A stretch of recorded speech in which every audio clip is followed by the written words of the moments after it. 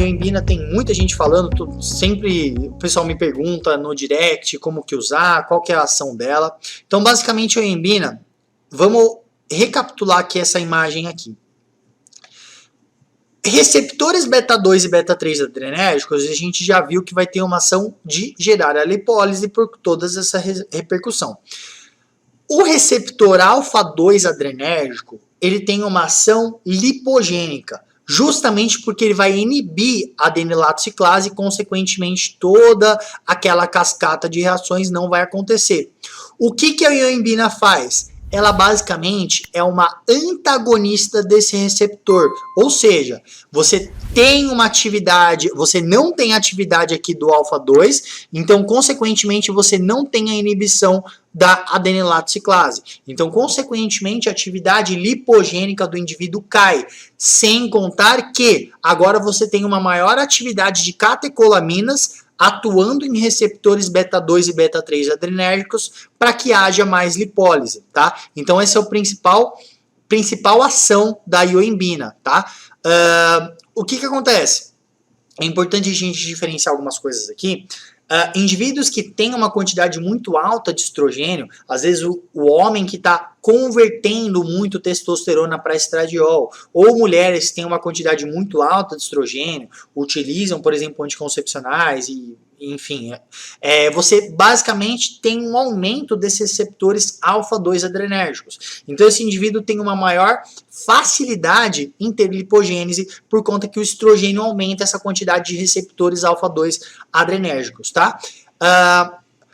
Os receptores alfa 2 adrenérgicos, eles estão muito mais expressos nos adipócitos subcutâneos, enquanto nos receptores alfa 2 adrenérgicos estão mais ligados, né, estão mais expressos na gordura visceral, tá? Então aqui no caso a ioimbina, ela vai ter uma ação teoricamente maior no tecido adiposo subcutâneo, tá?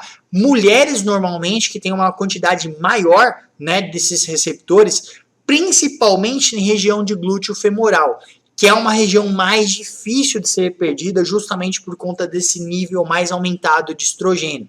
Então, às vezes, num paciente que não vai achar que a ioimbina é algo milagroso, ela pode ajudar, mas eu percebo assim que ela é muito mais eficaz, né, nos indivíduos assim que tem pouca gordura corporal, que é aquele detalhezinho que falta para ficar com um corpo mais finalizar alguma preparação ou algo do tipo, né? Então a ioimbina ela pode ser eficaz nesse sentido, tá?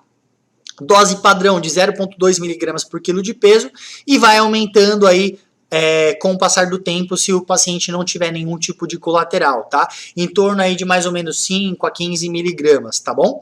É mais interessante ser tomada em jejum a ioimbina, justamente porque tem alguns estudos mostrando que após a alimentação, o efeito da ioimbina foi quase anulado, tá? Só tem que ficar atento com relação a desconforto gastrointestinal que alguns pacientes podem ter por conta da ioimbina em jejum, tá?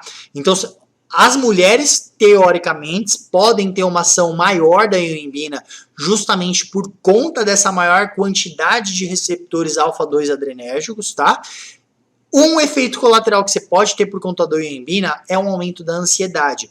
Então, pode ser interessante utilizar, por exemplo, uma teanina junto, porque a teanina ela vai ter um efeito calmante, um efeito ansiolítico. Assim, junto com uma cafeína, eu acho que a teanina tem um efeito muito legal, um efeito sinérgico aí, de deixar a pessoa mais focada, de não fazer com que essa pessoa tenha mais ansiedade, tá? Agora é importante, não deem ioimbina para o paciente que tem resistência à insulina, indivíduo obeso, justamente porque a insulina ela pode ser aumentada junto com algum antagonista de alfa 2, tá? Então, medicamentos, suplementos que atuam como antagonista de alfa 2, você acaba tendo uma secreção maior de insulina. Então, nunca utilizar ioimbina em pacientes que têm resistência à insulina, certo?